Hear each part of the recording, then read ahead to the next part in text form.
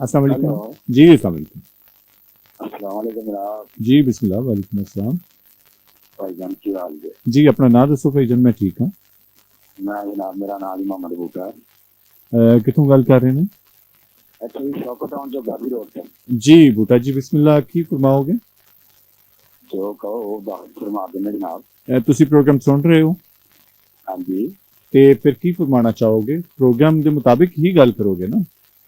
हाँ, जैसे भी कहो वो भी कर देंगे, कोई बात नहीं। ਵੇਖੋ ਅਸੀਂ ਆਰਡਰ ਤੇ ਕੋਈ ਬਾਤ ਨਹੀਂ ਕਰਵਾ ਰਹੇ ਨਾ, नहीं, ਅਸੀਂ कोई बात ਸਾਈ नहीं, ਤੇ ਕੋਈ ਗੱਲ ਕਰਵਾ ਰਹੇ। ਵੇਖੋ ਪ੍ਰੋਗਰਾਮ ਚ ਬੂਟਾ ਜੀ ਇੱਕ ਮੌਜੂ ਚੱਲ ਰਿਹਾ ਹੈ ਨਾ, हाँ जी हाँ जी। ਇਹਦੇ ਚ ਦੱਸਣ ਪੁੱਛਣ ਦੀ ਲੋੜ ਹੀ ਨਹੀਂ, ਤੂੰ ਬਿਸਮਿਲ੍ਲਾ ਕਰਕੇ ਗੱਲ ਕਰੋ ਉਹਦੇ माशाल्लाह ਤੇ। की थोड़ी गल है ना, अंदर की गल हो रही है। ਹਾਂਜੀ अंदर की गल हो जी इंसान के अंदर समा जाए। ਅੰਦਰ ਦੀ ਗੱਲ ਉਹ ਤੇ ਪਹਿਲੇ ਹੀ ਅੰਦਰ ਹੁੰਦੀ, ਤੇ ਅੰਦਰ ਸਮਾਨ ਦੀ ਕਿਹੜੀ ਗੱਲ ਹੈ ਬਈ? अंदर समान भी ये दुनियादारी दियां गल्लां ਜਿਹੜੀਆਂ ਨੇ ਬਹੁਤ ਦੂਰ ਬੰਦੇ ਨੂੰ ਪਹੁੰਚਾਉਂਦੀਆਂ ਨੇ।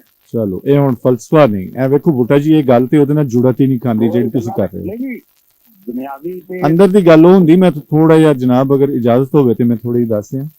ਨਹੀਂ ਬਿਸਮਿਲ੍ਲਾ ਜੀ ਆਇਆਂ ਨੂੰ ਭਾਈ ਜੀ। ਤੁਸੀਂ ਜੋ ਗੱਲ ਸੋਚਦੇ ਹੋ ਨਾ ਅੰਦਰ ਆਪਣੇ ਮਨ ਵਿੱਚ, ਹਾਂਜੀ ਹਾਂਜੀ।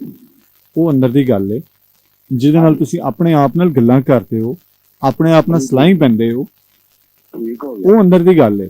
ਉਹ ਕੀ ਹੈ ਤੁਹਾਡੇ ਅੰਦਰ? ਕੋਈ ਹੈ ਐਸੀ ਗੱਲ ਜਿਹੜੀ ਲੋਕ ਭਲੇ ਦੀ ਹੋਵੇ, ਜਾਂ ਕੋਈ ਐਸੀ ਜਿਹੜੀ ਤੁਹਾਡੇ ਭਲੇ ਦੀ ਹੋਵੇ, ਤੁਸੀਂ ਕਰ ਨਹੀਂ ਪਾਉਂਦੇ, ਤੁਸੀਂ ਡਰਦੇ ਹੋ ਬਾਹਰੋਂ? ਅਸੀਂ ਖਰੀ ਕਰਨ ਤੋਂ ਨਹੀਂ ਉਹ ਡਰਦੇ, ਬਾਕੀ ਜੋ ਹੋਵੇ ਹੋਵੇ।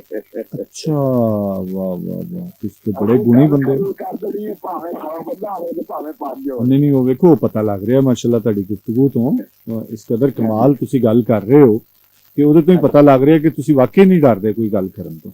ਗੱਲ ਖਰੀ ਕਰਦੇ ਨਹੀਂ ਜਿਹੜੀ ਹੋਏਗੀ ਹਾਂ ਕਰਦੇ ਨਹੀਂ ਹੈ। ਚਲੋ ਅੱਲਾਹ ਨਬੀ ਵਾਰਸ ਹੈ ਜੀ। ਖੈਰ ਹੋਵੇ, ਖੈਰ ਹੋਵੇ, ਖੈਰ ਹੋਵੇ। ਔਰ ਹਮੇਸ਼ਾ ਬੰਦੇ ਨੂੰ ਆਪਣਾ ਵਾਰਿਸ ਬਣਨਾ ਚਾਹੀਦਾ ਹੈ।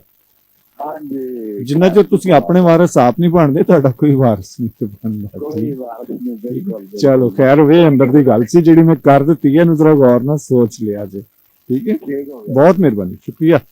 अल्लाह हाफिज, अल्लाह बड़ी हाफिज। मेहरबानी जी बहुत जी, सलामत रहो, सलामत रहो, रब रखा, रब रखा, रब रखा।